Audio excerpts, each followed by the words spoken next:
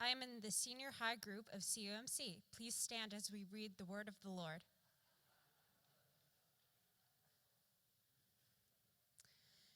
1 Timothy 4:12. Don't let anyone look down on you because you are young, but set an example for the believers in speech, in conduct, in love, in faith, and in purity.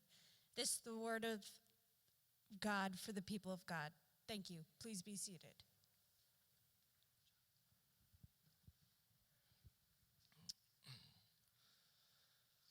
Well, as I said earlier, my name's Ethan Watt, and I have been the youth pastor here for around 5 months. And it was really something. Bob called me a while back and said, "Hey, we're looking for a youth pastor." And here I was thinking, how in the world is the church hiring a youth pastor in the middle of COVID?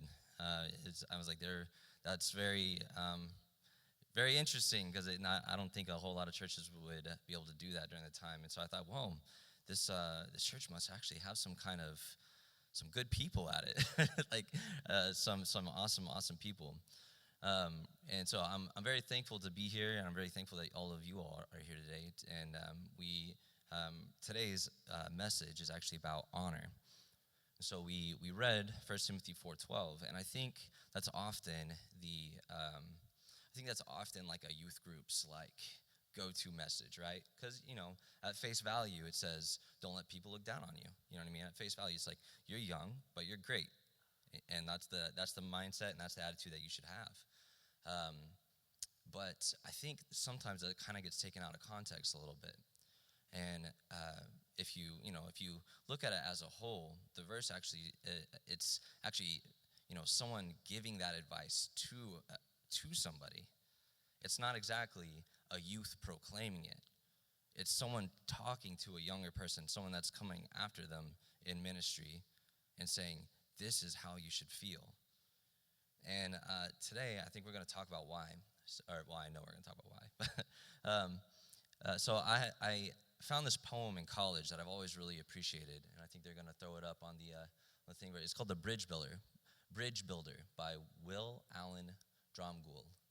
I don't know how to say his last name, but that was a good try, I think. And so here's how it goes. An old man going a lone highway came at the evening, cold and gray, to a chasm vast and deep and wide, through which was flowing a sullen tide. The old man crossed in the twilight dim. The sullen stream had no fear for him. But he turned when safe on the other side and built a bridge to span the tide. Old man, said a fellow pilgrim near, you're wasting your strength with building here. Your journey will end with the ending day. You never again will pass this way. You've crossed the chasm deep and wide. Why build this bridge at evening tide? The builder lifted his old gray head. Good friend, in the path I have come, he said. There followed after me today a youth whose feet must pass this way. This chasm that has been as naught to me, to that fair-haired youth may a pitfall be. He too must cross in the twilight dim. Good friend, I am building this bridge for him.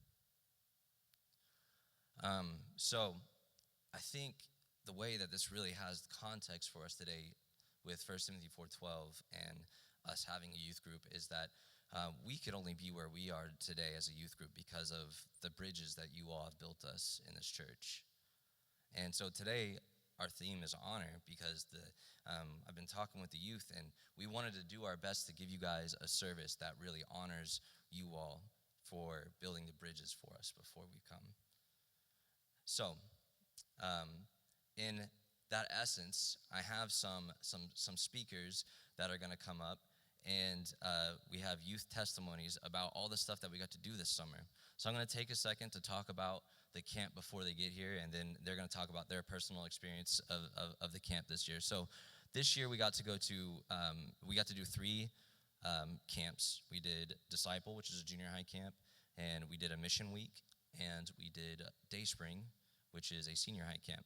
And for disciple, the Methodist Church has been going to disciple for a long time, and it's really good for junior high camp building, building spiritual foundation in your fellowship. So everything we do is rooted around something that draws them back to worship at the end of the night, and draws them back and calls them back to the relationship with God. It's a fun camp. It's a very fun camp, but everything is thought out on how it's going to get the kids back into worship in the evening, feeling excited about God. So I've got two girls coming up. This is Olivia Olson and Janae Hubbard, and they're going to talk to you guys about disciple.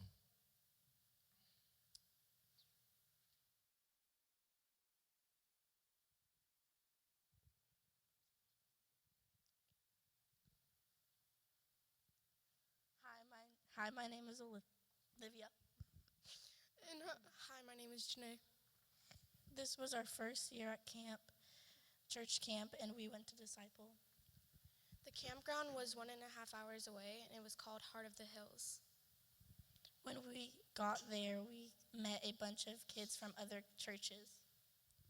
They split us up into age groups, and then we met our cabin mates that were also our small groups. We spent the whole rest of the week with these small groups, and then at night we would come together for total group worship, and then meet with our own churches for church chat.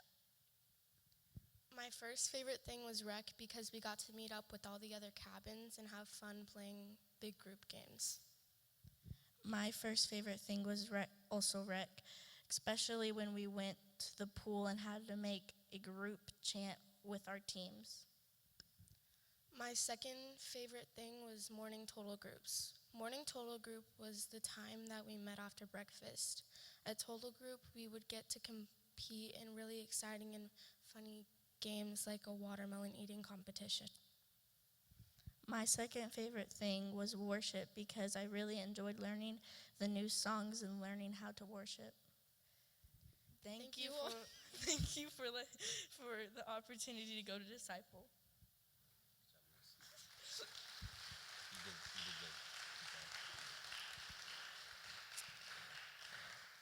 good. Our next speaker is Connor Mullen. Connor Mullen attended our Youth Mission Week with us, and Youth Mission Week was different this summer. We weren't sure what we were going to be able to do because of COVID, and so where we did have an out-of-state mission trip planned, we actually had to cancel that, but a really awesome opportunity fell in our lap. A church right down the street from us, Hope United Methodist Church, is trying to start a missions program to where they house missions teams from Texas or from Arkansas, out of state, to work locally in Tulsa. So they needed guinea pig churches, and we were the first group that got to do it for them, and it was pretty awesome. And Tanya's group actually just did this like last week as well. So Connor's going to tell you guys about Mission Week.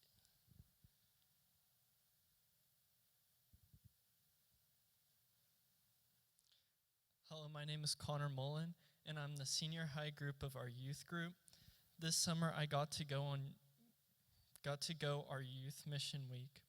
This was a good experience because we got to work hard and achieve great things in the name of Jesus. We completed 2 awesome projects during the mission week. Our first project was building a wheelchair ramp for the handicapped household. We worked for about 6 hours and learned how to build the ramp and tasked with bagging carrots to distribute to families. Ethan promised ice cream to the group that bagged the most carrots. My group won. At the end of the day, they told us we bagged about 15,000 pounds of carrots. This mission week was important because we got to learn about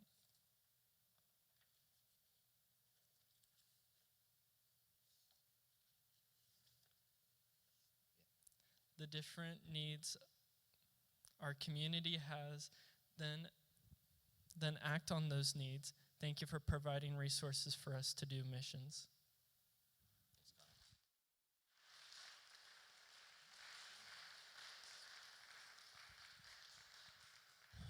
Okay, and our last camp of the summer was Dayspring Camp, and we weren't able to get a senior high student to represent Dayspring this week, unfortunately. But so I'm going to tell you guys about it. Dayspring has been a long time camp. Like, I think it's like 20 plus years now that the Methodist Church has been involved in, and it's all based around these the lay witness movement. And now, those are like some fancy words for some youth to know, but lay witness, what does it mean? But so we rephrase it for them. It's all about testimony. When you go to Dayspring, your whole goal is by the end of the week to be able to tell your story about how God is moving in your life. And so you practice that in your small group, and you practice that at worship, and you practice that at church chat. And we actually, our group had some pretty incredible conversations in the evening. I don't know if you can tell the Everett Thompson is the young man in the shades in the front row. He actually gave his testimony to us, and it was really powerful, and it's really good and really strong. So if you guys ever see Everett, make sure to ask him about his testimony, because it's pretty strong. And so that is what Dayspring is all about, and that ended our summer camps, and I'm so thankful to you all thank you for the most incredible thing. We were talking about bridge builders earlier. Christ United Methodist Church was able to send every kid to camp this year for half off. And that's huge. That's incredible. Some of these camps cost $300 at their base value. So being able to send every kid on a half-off scholarship, and some of them even just an outright full scholarship, was incredible. So thank you guys so much for that.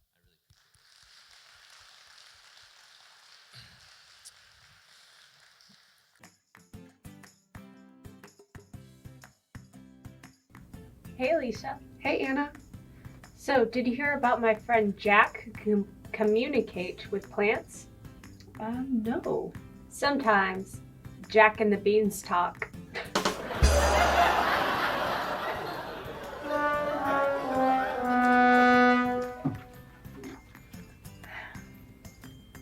From camels and pyramids to stallions and mountains, global workers Adam Prey and Kristen Wolf share about the adventures they've had and the challenges they face working with persons of vastly different cultures in Egypt and Iraq. Join us today, August 1st, from 2 p.m. to 4 p.m. in CUMC room 136.